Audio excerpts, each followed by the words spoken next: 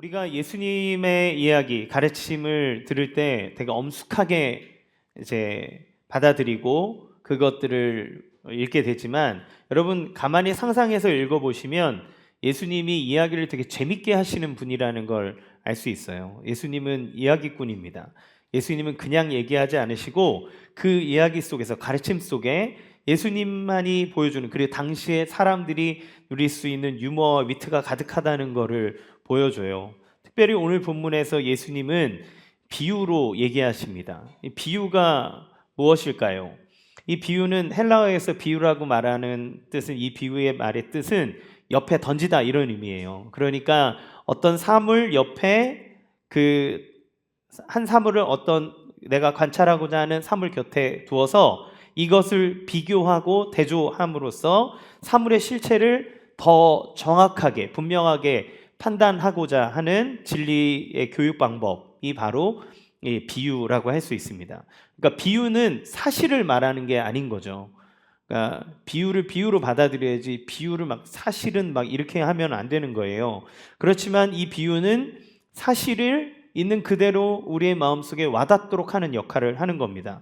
그렇다면 예수님이 지금 비유로 얘기하고 계시는 것은 사람들이 마음속에 각인되고 사람들이 그것을 간직하고 따라가도록 하기 위해서, 생생하게 기억하기 위해서 예수님은 지금 이러한 방법을 사용하는 걸 보게 되죠. 백문이 불여일견이다, 뭐 이런 얘기 있잖아요. 100번 듣는 것보다 한 번 보는 게 더 확실하죠. 따라서 하나님은 볼 수 없는 하나님의 나라, 우리가 상상하지 못했던 그 모든 것들에 대해서 비유라고 하는 이 그림의 언어, 그러니까 사람들이 머리로 그려낼 수 있는 그림의 언어로 우리에게 보여주시는 거예요. 그러니까 비유로 말하는 건 내가 알 수 없고 상상할 수 없고 본 적도 없는 것들이 내 머릿속에 그려지고 그것이 생생하게 와닿도록 하는 것이죠. 특별히 예수님의 가르침은 당시의 큰 진리라고, 이게 올바른 것이라고 여겼던 모든 사상과 종교적 교리들을 다 비틀어 버립니다. 오늘 본문은 예수님 당시 시대에 대해서 도전하는 거죠. 사람들이 벗어날 수 없는, 갇혀있는 그 어떤 생각의 틀 안에서 정말 넓은 하나님 나라의 은혜와 사랑을 보여주는 거예요. 그러면 우리가 가지고 있는 편견 속에서 삶을 살아가고 있지 않습니까?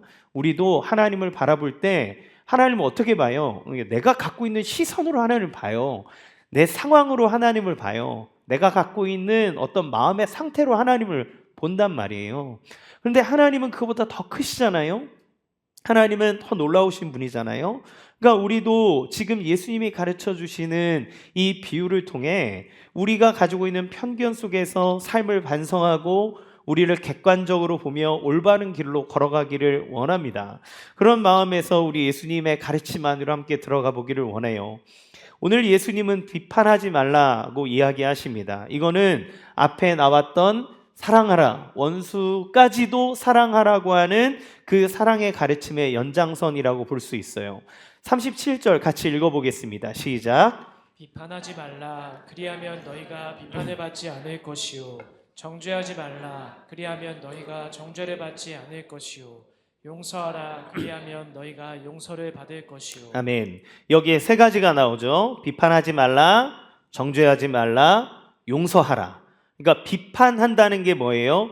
정죄하는 겁니다. 용서하지 않는 거죠. 그러니까 사랑하지 않는 것은 비판하는 것으로 나타나고, 비판은 그 누군가를 깎아내리는 정죄로, 그리고 누군가의 죄를 용서하지 않는 것으로 나타나요. 여러분, 우리가 여기서 생각해야 되는 중요한 개념이 있는데, 성경이 말하는 비판하지 말라는 것은 비판적 사고를 갖지 말라는 말이 아니에요. 성경은 생각하라 말합니다. 성경은 우리에게 올바른 생각을 가지라고 이야기를 해요. 좋은 신앙은 아무 생각 없이 그여 주여 주여 하고, 아무 생각 없이 아멘 아멘 하고, 아무 생각 없이 그냥 따라가는 것을 좋은 신앙이라고 말하지 않습니다. 예수님은 분명하게 진리를 얘기하고 판단하라고 얘기해요. 예수님은 올바른 것들을 생각하라고 말합니다. 저희가 교회에서 이제 여러분에게 훈련을 시키잖아요. 제자 훈련하고 뭐 성장반하고 뭐 1대1 하고 하잖아요. 근데 여러분 사실 되게 편안하게 목회하는 방법은 뭐냐면 안 가르치는 겁니다. 성도들을 무식하게 만들면 돼요. 그러면 사람의 종교성은 그냥 덮어놓고 따라오려고 하는 습성들이 있어요. 학력이 높건 낮건 상관없습니다. 여러분 이단들이 모여 있는 곳에 가보세요. 잘못된 가르침을 받거나 그들이 진리에 무지해지면 그들이 갖고 있는 사회적인 지식과 위치, 이 모든 것들이 다 무화되고 진리가 아닌 것들을 막 맹신하며 따라가는 것들을 보게 되죠. 그래서 목회를 할 때 제자 훈련을 하고 진리를 가르쳐주고 올바른 것이 무엇인지를 알려주면 사람은 생각하게 됩니다. 이것이 맞는가, 틀린가, 진짠가, 아닌가. 그러면 여기 앞에 있는 목사가 어떤 부담이 생깁니까? 제가 허튼 소리 하면 안 되는 거예요. 왜냐하면 성도들이 알아챌 거거든요. 제가 진리를 말씀드리고 진리를 가르쳐 놓으면 제가 제 욕심대로 무언가를 할 때 그것에 대해서 반기를 드는 사람이 생길 거거든요. 편하게 목회를 하려면 사람들을 우매하게 만들면 됩니다.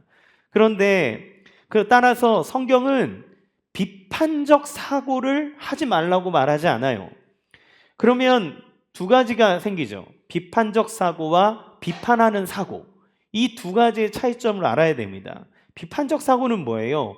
올바르게 판단하기 위해서 사실들을 분석하는 것이 비판적 사고입니다. 비판하는 사고는 뭐예요? 무언가를 무조건 부정적인 시각으로 그것을 바라보고 깎아내리는 것, 그것이 비판하는 사고죠. 그래서 잘못된 것이라면서 비난하는 겁니다. 따라서 비판적 사고는 무언가를 건강하게 하고 무언가를 세워나가는 과정이라고 한다면 비판하는 것은 파괴하는 거예요.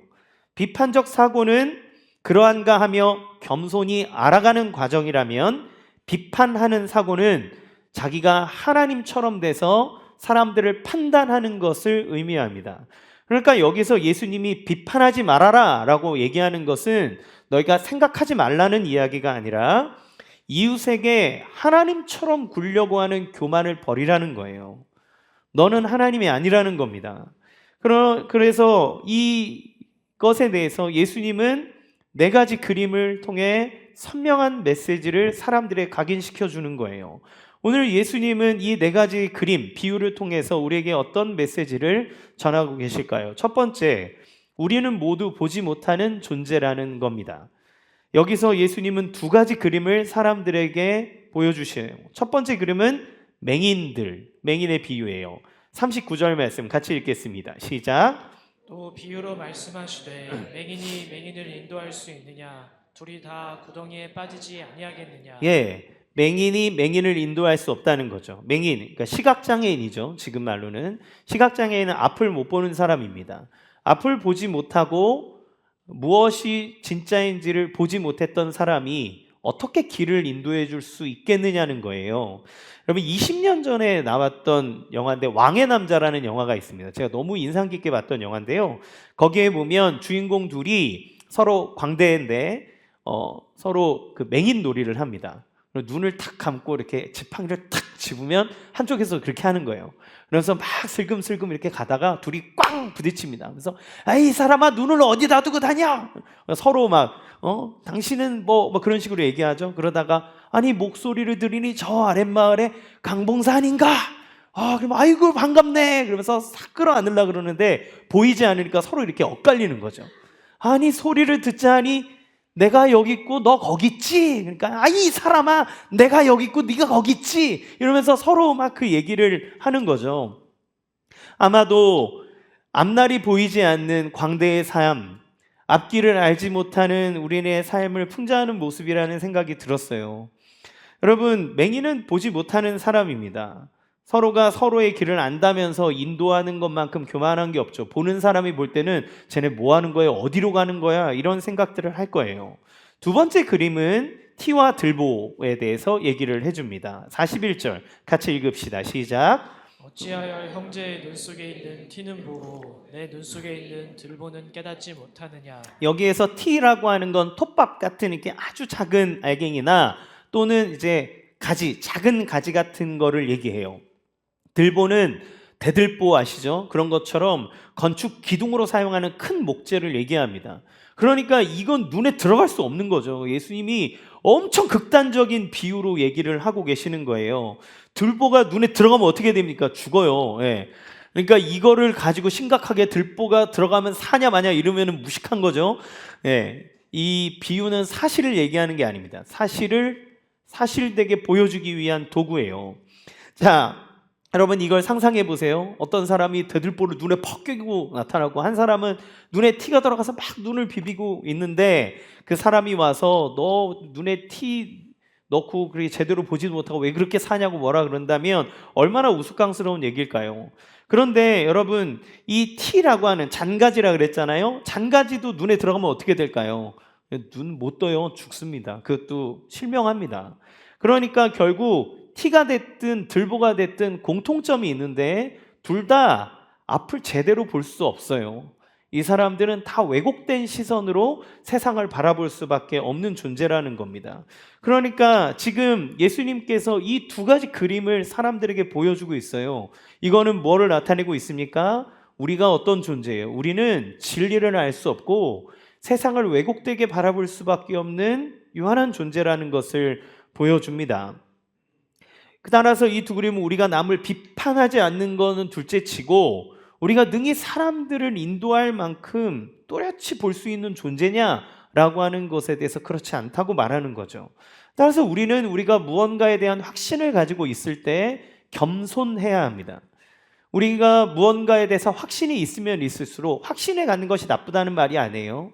그러나 그 확신은 우리에게 있어서 늘 부족한 부분이 있기 때문에 다른 사람의 이야기를 경청하고 그것을 받아들일 만한 넓은 마음을 갖는 것이 중요하죠. 근데 여러분, 우리는 그렇지 않다는 게 문제예요. 죄가 무엇입니까? 선악과를 따먹은 게 죄잖아요.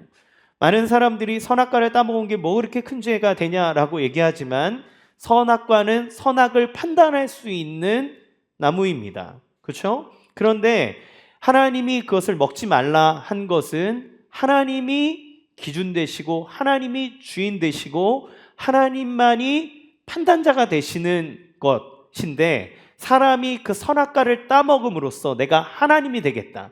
다른 말로 하면 뭐예요? 선악을 판단하는 기준을 내가 갖겠다는 얘기죠.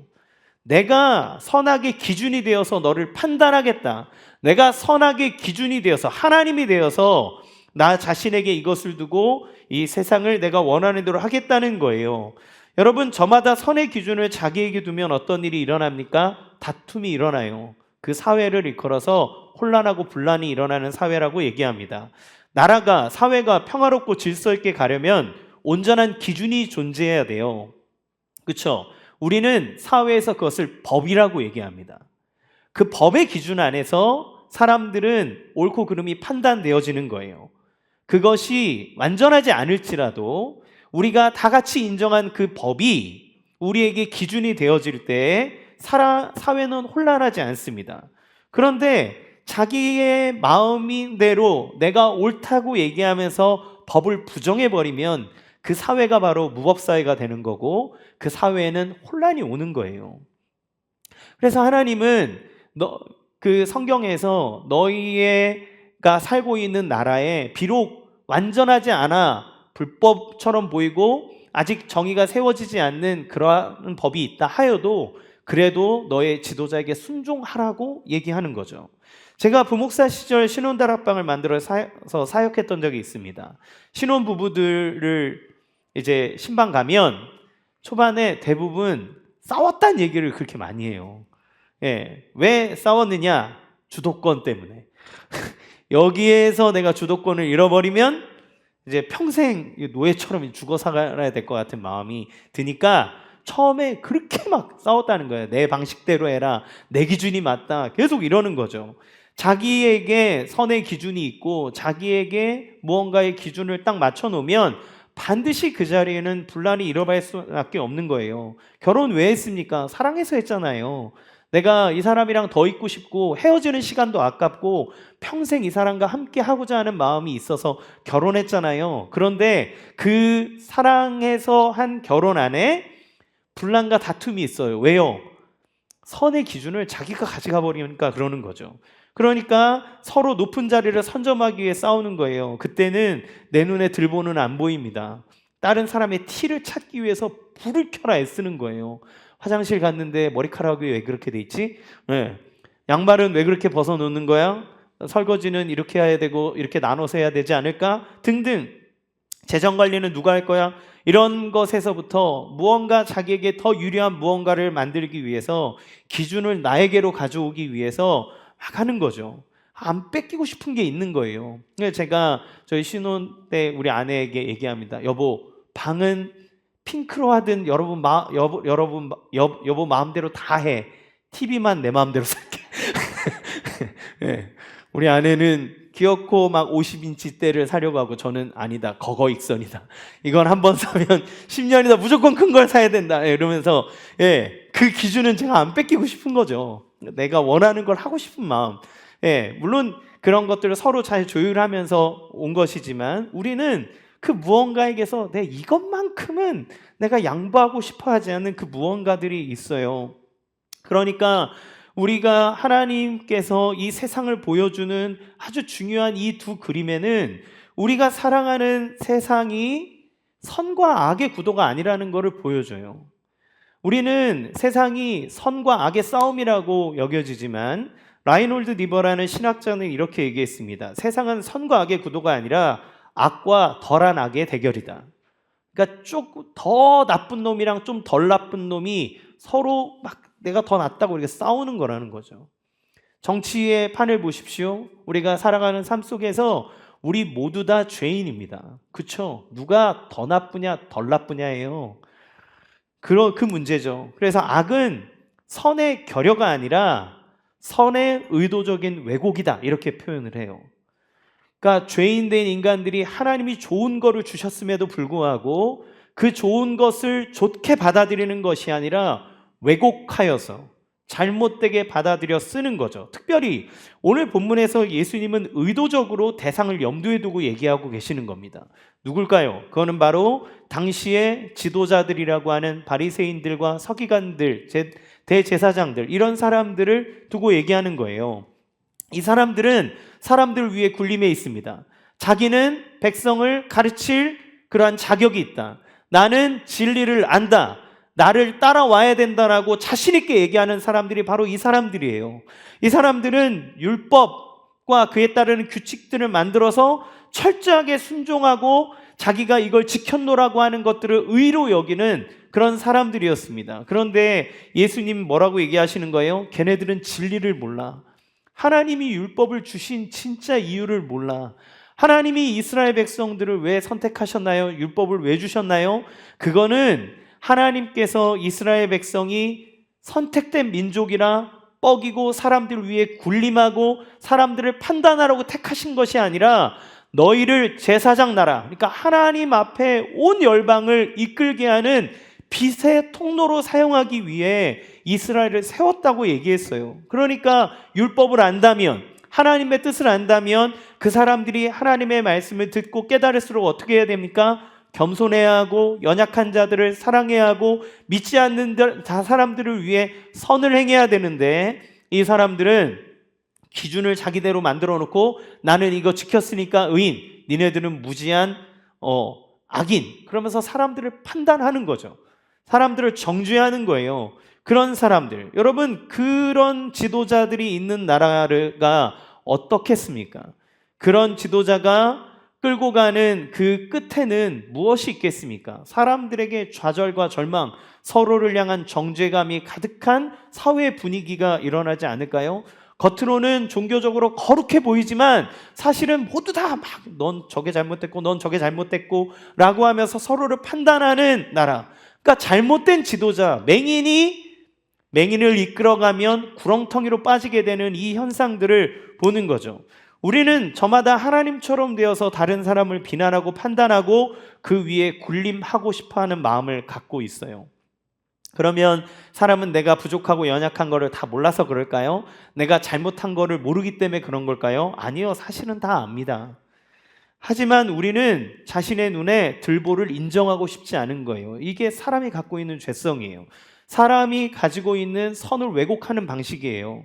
심리학에 보면 투사라고 하는 개념이 있습니다. 이게 뭐냐면 심리적인 방어 기제의 일종인데 자신의 생각이나 감정, 문제점들이 발견되면 그거를 자기가 받아들이고 고치려고 하는 게 아니라 다른 사람한테 넘겨버리는 거죠. 네가 이렇게 해서 문제야.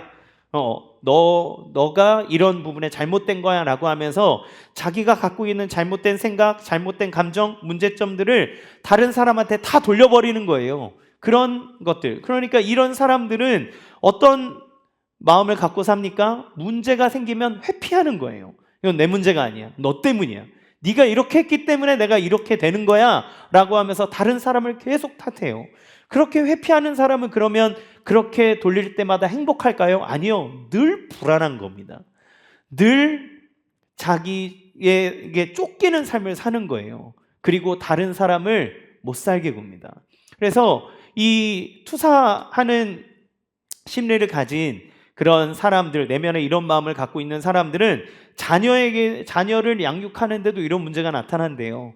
그러니까 자기가 의기소침하고 자기가 뭐 숫기가 없고 이런 것들이 막 있어서 이걸 싫어하잖아요. 근데 아이에게 그런 문제가 보이면 자기의 문제를 아이의 인생에 대입시켜서 아이를 그것 때문에 걱정하고 그것 때문에 아이를 다그치고 불안해하는 거죠. 그래서 전문가들이 뭐라고 얘기하냐면 그러한 투사의 마음으로 자녀를 키우면 너가 염려하고 있는 것이 아이에게 메시지로 간다는 거예요. 아이에게 어떤 메시지가 가는 겁니까? 너는 지금 문제가 있어.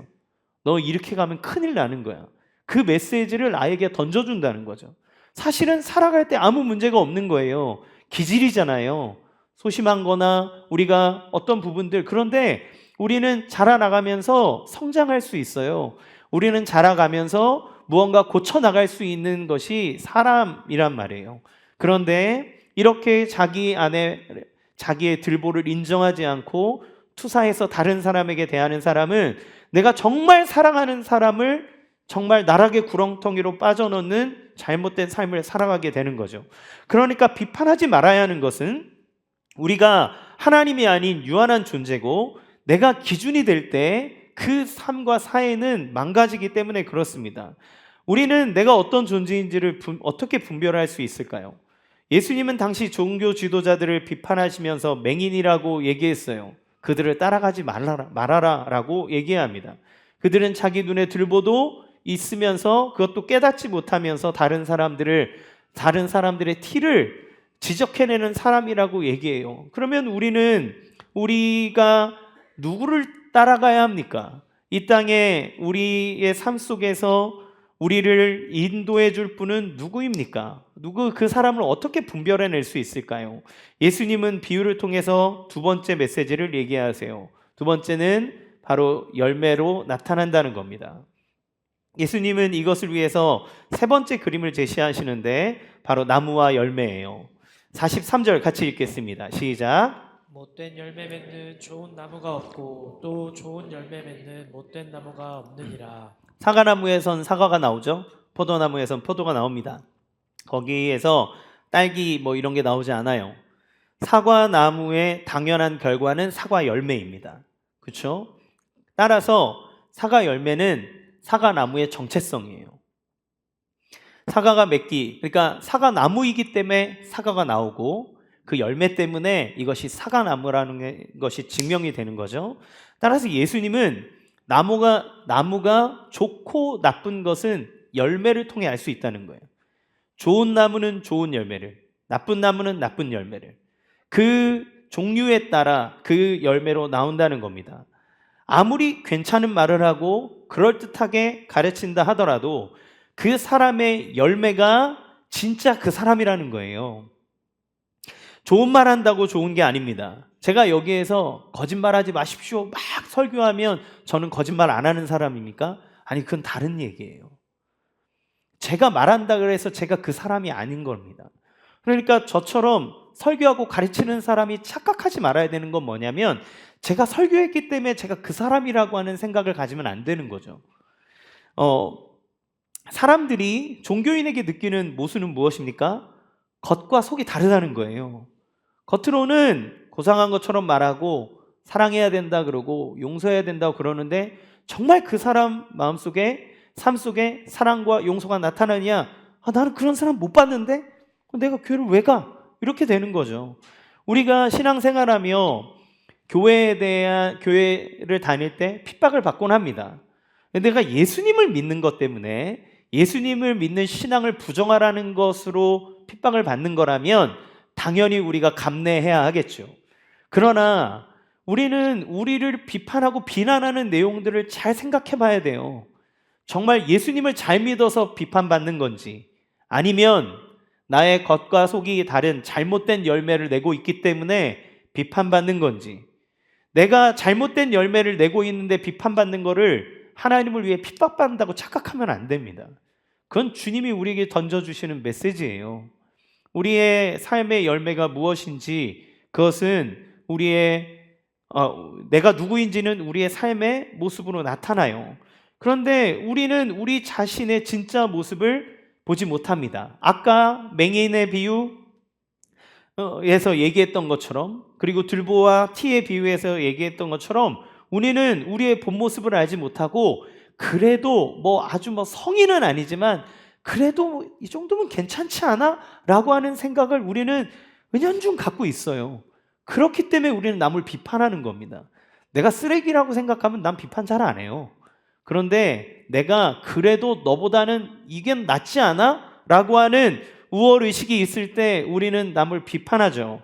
그러면 왜 우리는 본 모습을 알지 못하고 그래도 괜찮다는 착각을 하면서 살아갈까요? 유명한 정신의학자인 폴 트루티네가 쓴 인간이란 무엇인가라는 책에 보면 이런 얘기가 나와요. 인간은 영국의 등장인물처럼 역할과 기능 때문에 생겨나는 또 다른 인격이 있다는 거예요. 그러니까 실제 자기 내면의 인격과 사회생활을 하면서 나타나는 인격이 다른 거죠. 저 같은 경우는 제가 집에 있을 때 인격과 목사의 인격이 다르게 나타나는 거예요. 네. 그러니까 이런 경우들이 많죠. 그래서 실제로 등장인물로서 나타나는 자기의 인격이 익숙해졌기 때문에 실제 자기를 깨닫지 못하는 거예요. 대부분의 직장 생활을 하다 보니까 직장에 있는 나가 진짜 나라고 생각하는 거죠. 그런데 사실 내가 혼자 있을 때 아니면 편안한 사람이랑 있을 때 문득문득 나타나는 내 본심은 전혀 다른 것인데 우리는 다른 사람을 의식하면서 내가 나이스하게 보였던 어떤 모습, 그렇게 가면을 썼던 그 인격이 내 것이라고 착각하는 겁니다. 그럼 여러분, 우리의 삶 속에서 인격이 성숙해진다라고 하는 건 뭐예요? 이 두 가지가 차이가 없는 거죠. 차이가 없는 거예요. 그런데 우리는 이것이 벌어져 있을 때가 많아요. 그러니까 이런 거죠. 교회에 와서 정말 좋은 집사님인 거예요. 할렐루야, 자매님, 형제님 사랑합니다 막 이러면서 얘기를 하는데 집에 딱 가자마자 막 너는 그따위로 하고 막 이러면, 사실 그게 우리의 본 모습이죠. 교회에서는 저렇게 좋고 따뜻한 분인데 왜 우리 아빠는, 우리 엄마는. 그래서 제가 청소년 사역하면서 아이들이 이것 때문에 혼란을 되게 많이 겪는 걸 봐요. 교회에서는 너무 좋은 일꾼이고 너무 성숙한 분인데 우리 집에서 만나는 부모님은 그렇지 않은 거죠. 아이들이 떠나는 거예요. 우리는 우리의 실제의 모습을 잘 몰라요. 여러분, 근데 실제 자신의 모습을 나타내는 중요한 기준은 무엇입니까? 45절 같이 읽겠습니다. 시작. 선한 사람은 마음에 쌓은 선에서 선을 내고 악한 자는 그 쌓은 악에서 악을 내나니 이는 마음에 가득한 것을 입으로 말함이니라. 우리의 입 밖으로 나가는 언어가 나의 영성이라고 할 수 있어요. 그러니까 언어라고 하는 것은 말도 되지만 우리의 삶에 무의식적으로 표출되어지는 몸의 언어도 우리의 언어입니다. 우리의 표정, 우리의 제스처, 우리가 행동하는 행동, 우리의 말까지. 그러니까 이 모든 것들은 언어라고 하는 건 외적인 행위들을 상징하는 것이라고 하겠죠. 우리는 영성이 좋다라고 얘기하면 막 방언을 말하고 예언을 하고 치유하고 이런 걸 생각하지만 이건 은사입니다. 이건 영성이랑 상관이 없어요. 물론 어느 정도 상관이 있지만 이거는 덜 성숙해도 하나님의 선물로 주실 수 있습니다. 진짜 영성이 뭐예요? 그 사람의 삶 속에 예수님의 성품이 나타나는 거죠. 그 사람의 생각이 예수님의 생각과 같은 거죠. 그 사람의 말이 복음을 담고 있는 거죠. 그 사람의 행동 속에 그리스도의 향기가 나타나는 것, 그것이 성숙한 신앙의 영성이다라고 얘기하는 거예요. 제가 저 자신의 모습을 볼 때 많이 놀라게 되죠. 제가 잘 보는 프로그램 중에 저희 아내랑 막 이렇게 열뛰면서 보는 프로그램 중에 이혼 숙녀 캠프라는 게 있어요. 네, 너무 재밌게 보고 있습니다. 이걸 목회에 큰 도움이 많이 돼요. 근데 이걸 보면 제가 막 보다가 경악할 이야기가 너무 많이 나오는 거예요. 딱 하면 제가 막 아내한테 가서 여보 이거 봐봐, 대박, 장난 아니야. 이거 어떻게 사냐. 야, 그러면서 제가 앉아서 저는 그 자리에서 이제 목사가 돼 있지 않은 거예요. 저는 그 자리에서 인간 강태우가 돼서 그 앞에 나와 있는 그 문제 있는 가정과 문제가 되는 사람을 제가 막 판단합니다. 그래서 저 사람은 모를걸? 쟤는 안 될걸? 쟤 저렇게 하다가 야, 저러고 어떻게 사냐? 쟤 또 변명하는 거 봐라. 또 저런 거 봐라. 쟤는 몰라. 막 이러면서 막 얘기를 하는 거죠. 그런데 거기 안에 이제 저랑 저희 아내가 좋아하는 상담가가 있어요. 이호선 상담가님이라고, 이제 기독교 상담가님인데 이제 호랑이 상담가라고 팩폭을 막 팍팍 날리면 속 시원해 막 이러면서 듣거든요. 근데 한 분이 정말 남 탓만 계속하는 그 어느 여자분이 계셨어요. 내가 보면서 이제 혼났다 이제 이러면서 딱 하고 있는데, 그분이 그 여자분이 살아온 삶, 심리 검사한 것들을 쭉 보면서 어떻게 이 사람 어떻게 이렇게 살아왔을까? 지옥을 살았네, 지옥을 살았어. 이러는 거예요. 근데 저는 막 팍 날려줄 줄 알았는데, 그분이 그 여자분이 딱 오자마자 어떻게 살아왔어요? 어떻게 힘들어서 어떻게 살았어? 그래서 그 사람을 마음으로 안아주는 거예요. 물론 그분이 상담가라서 있기 때문에 그렇게 말하는 것이지만, 그분이 말하는 대화의 이야기를 통해서 저는 저의 이렇게 민낯을 본 거죠. 제가 목사라는 타이틀을 벗어버리면 인간 강태우라는 사람은 내가 어떤 사람보다 더 나은 사람처럼 돼서 누군가를 판단하고 누군가를 비판하는 자리에 가 있구나. 제가 갖고 있는 가면은 목사로서 있는 강태우, 그리고 제 인간으로서 있는 강태우의 모습이 이렇게 나오는 거예요. 제가 목사로서 성도님들에게 그렇게 말하겠습니까? 그런데 저도 제 그 타이틀을 내려놓고 그냥 제 모습으로 아무도 보는 사람 없을 때 있을 때 막 비난하고 막 저 사람을 정죄하고 이런 모습들이 제 안에 나오는 거죠. 우리의 말은 누군가를 비판합니다. 그러면서도 사실은 나 자신을 막 비판하는 거죠. 하나님은 나 자신을 비판하는 것도, 남을 비판하는 것도 멈추라고 얘기해요. 주님은 너의 삶 속에 진정한 열매가 맺어지기를 원한다고 얘기합니다. 그러면 우리는 어떻게 올바르게 인도를 받으며 우리는 어떻게 좋은 열매를 맺으며 살 수 있을까요? 예수님은 당시 종교 지도자들을 향해서도 얘기하는 거예요. 얘들아, 바리새인들의 열매를 봐. 정치인들의 열매를 봐. 너의 스승의 열매를 봐. 그 열매를 보고 판단하는 거야. 아무렇게나 따라가는 게 아니야. 우리는 이 시대의 종교의 이름으로 얼마나 생각 없이 선동되어 따라가는 삶을 살아갑니까? 기독교의 이름으로, 신앙의 이름으로, 종교의 이름으로 하나님이 말씀하신 그리스도의 사랑, 관용, 용서, 우리에게 해주시는 그 모든 것들을 저버리고 그저 선동되어져서 어떤 지도자에게 우리의 인생을 맡겨버리고 막 따라가게 되는 일들이 얼마나 많습니까? 주님 얘기하시는 거예요. 따라가기 전에 열매를 봐. 그 사람이 맺는 열매를 봐. 말의 열매를 봐. 생각의 열매를 봐. 그리고 그 사람의 삶의 열매를 봐. 물론 우리는 다 완전하지 않기 때문에 부족한 것이 있지만, 그러나 그 사람이 무엇을 지향하고 어디를 향해 가는지는 우리를 판단할 수 있어요. 하지만 우리가 종교 지도자를 믿을 수 있겠습니까? 아니면 세상의 정치인을 믿고 따라갈 수 있겠습니까? 아니면 나 자신을 믿겠습니까? 여러분, 여러분의 삶의 열매에 자신 있으세요? 여러분, 여러분의 삶의 열매를 보고 세상은 너 자신을 믿어, 너 자신을 따라가 이렇게 얘기하지만 우리가 우리 자신을 믿고 따라갈 만큼 여러분 그렇게 건실하고 좋은 나무로서 좋은 열매를 맺고 살아가십니까? 그렇지 않아요. 우리는 우리 자신을 잘 압니다. 그럼 어떻게 해야 될까요? 세 번째, 예수님이 이렇게 얘기하시는 거예요. 올바른 곳에 뿌리를 내려야 된다는 겁니다. 주님은 말씀을 마무리하시면서 준엄하게 경고하면서도 권면하시는 거예요. 46, 47절에 보면 예수님 뭐라고 얘기하십니까? 어찌하여 너희는 나더러 주님 주님 하면서도 내가 말하는 것은 행하지 않느냐? 내가 내게 와서 내 말을 듣고 그대로 행하는 사람이 어떤 사람과 같은지를 너에게 보여주겠다. 이렇게 얘기하면서 네 번째 그림을 제시하시는 거예요. 48절, 49절 같이 읽겠습니다. 시작. 집을 질 때 깊이 파고 주추를 반석 위에 놓은 사람과 같으니 큰 물이 나서 탕류가 그 집에 부딪히되 잘 지었기 때문에 능히 요동하지 못하게 하였거니와 듣고 행하지 아니하는 자는 주추 없이 흙 위에 집 지은 사람과 같으니 탕류가 부딪힘에 집이 곧 무너져 파괴됨이 심하니라 하시니라. 아멘. 이 그림은 두 집에 대한 비유입니다. 두 집이에요. 여기서 중요한 것은 어떤 집이 아닙니다.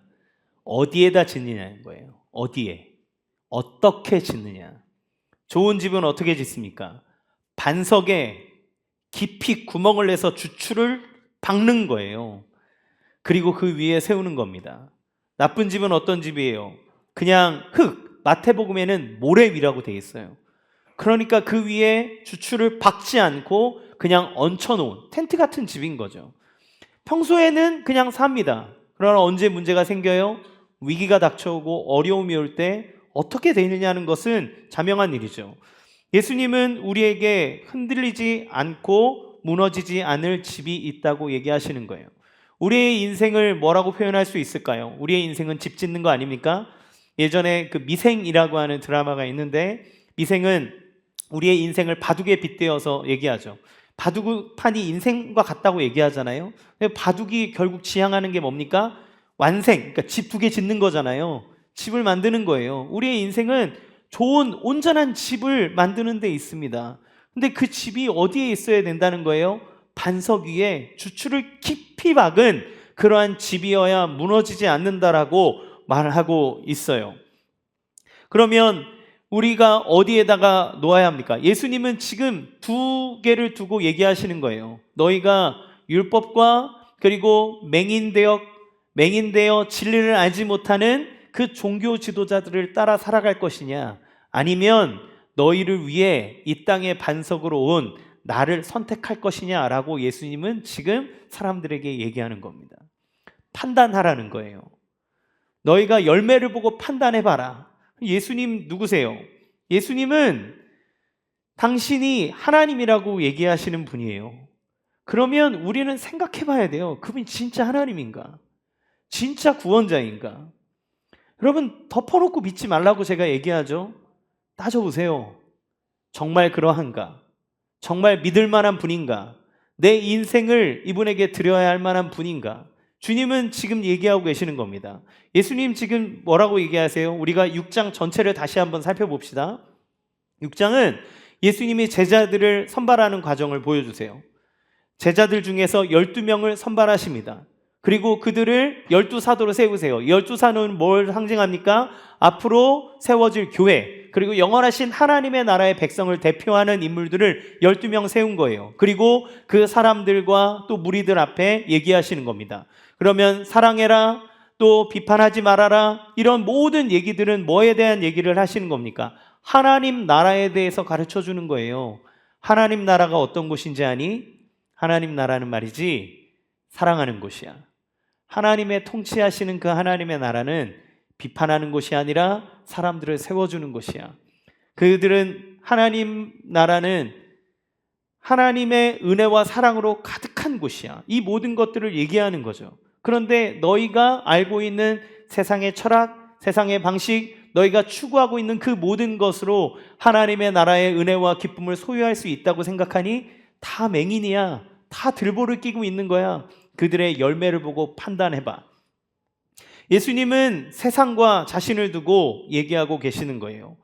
세상이 말하는 좋은 가르침이라도 그건 완전한 진리가 될 수 없습니다. 보지 못하는 맹인과 같아요. 유대교의 지도자도 그렇고 사회도 그렇고 모든 철학도 그렇습니다. 예수님은 얘기합니다. 내가 하나님이고 내가 너희를 위해 이 땅에 왔다. 너희에게 흔들리지 않고 무너지지 않는 집을 짓게 하기 위해서 내가 너희에게 왔노라고 얘기하는 거예요.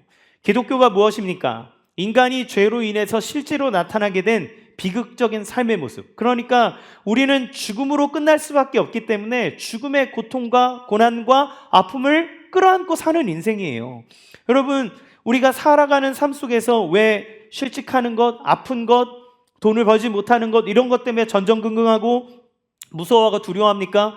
죽음의 고통이 있는 거예요. 그 안엔 돈이 없어서 내가 가난해서 하지 못할 때 내 인생이 죽을 것 같은, 비참하게 돼서 죽을 것 같은, 병들어 죽을 것 같은 그 모든 죽음의 인생이 걱정하고 고민하는 그 모든 고통과 염려 끝에는 죽음이 있습니다. 그 끝에는 죽음이 있어요. 그것을 안고 살아갈 수밖에 없는 우리인데 그 영원한 심판으로 보내질 수밖에 없는 실존적인 비극, 진짜 실제로 느껴질 수밖에 없는 비극으로부터 인간을 구원하기 위해 하나님이 인간이 되셔서 오신 예수 그리스도를 받아들이는 것, 그분이 나의 진짜 주님이 되는 것. 근데 그분이 왜 오셨어요? 이 세상에 있는 모든 것들은 다 흔들리는데 절대 흔들리지 아니하는 영원한 진리이신 그분이 우리에게 오셔서 반석이 되셨다는 겁니다. 따라서 여러분, 우리는 이 메시지를 들을 때마다 뭘 생각합니까? 도덕적 결단을 생각하는 거예요. 야, 이렇게 살아야지, 비판하지 말아야지, 사랑해야지, 원수까지 사랑해야지. 백날 결단하십시오. 되나? 되십니까? 네? 되던가요? 여러분, 그렇게 결단하고 그렇게 마음먹고 했는데 그것이 여러분의 삶 가운데 이루어지던가요? 아니요. 우리는 잠깐 하다가 내가 더 이상은 못 참겠어 라고 얘기하는 것, 금방 우리의 마음을 뒤집어 버리는 것, 그게 우리의 마음이에요. 주님은 그러면 우리가 지킬 수 없는 이 이야기를 왜 해주시는 겁니까? 너희를 위해 하나님이 원수인 너희를 사랑했고 하나님이 비판받아 마땅한 너희를 비판하지 아니하고 품에 안으셨고 하나님이 너희를 위하여서 진리를 보여주시고 열매를 통해 드러내어 주시고 너희를 택하사 하나님의 위대한 자녀로 살아갈 수 있도록 너희를 인도하신다고 예수님 초청하고 계시는 거예요. 너희들 사랑하며 살고 싶니? 비판하는 것이 아니라 사람들을 세워주는 그런 멋진 삶을 살고 싶니?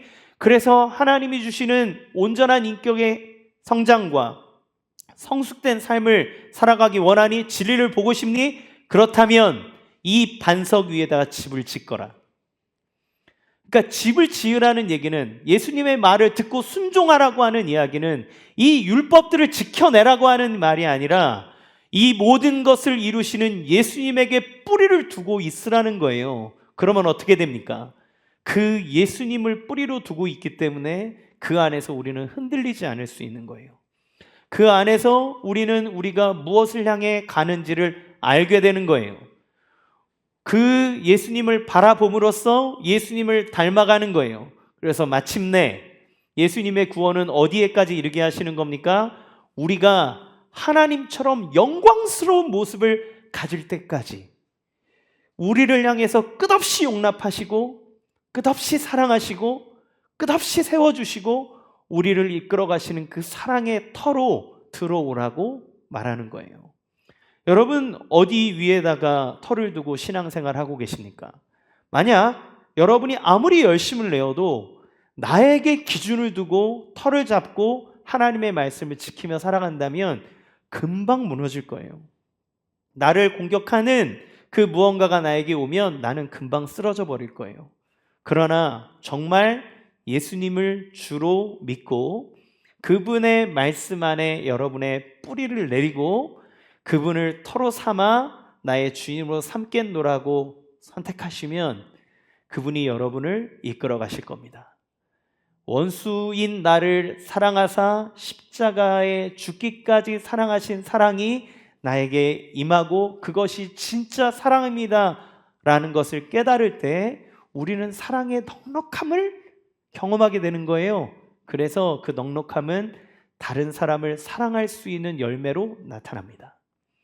내가 용납받았다라고 하는 그 큰 은혜를 깨닫게 되면 그러면 나는 그 은혜에 의해서 다른 사람을 용납할 수 있는 힘을 얻는 거예요. 주님 안으로 들어가는 것, 기독교의 신앙은 주님이 우리로 하여금 그런 사람으로 만들어 주겠다는 약속이고 그것을 위해 주님을 택하라고 하는 예수님의 도전입니다.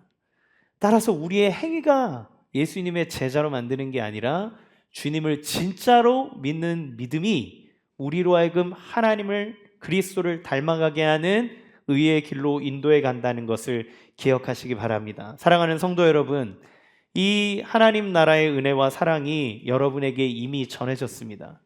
주님은 여러분을 사랑하세요. 여러분을 참으세요. 여러분을 기다리세요. 넘어지셨나요? 괜찮아요. 주님은 또 일으키세요. 여러분 실패하셨나요? 괜찮아요. 주님은 계속 용납하세요. 주님은 여러분을 안아주실 겁니다. 언제까지? 우리가 주님을 온전하게 닮아가는 그날까지 우리를 이끌어 주실 거예요. 제가 여기에서 설교할 수 있는 이유는 무엇입니까? 끝없이 용납받았기 때문입니다. 제가 여러분보다 더 대단하고 더 나아서가 아니에요. 제가 목회를 하면서 저의 연약함을 얼마나 많이 보는지 모릅니다.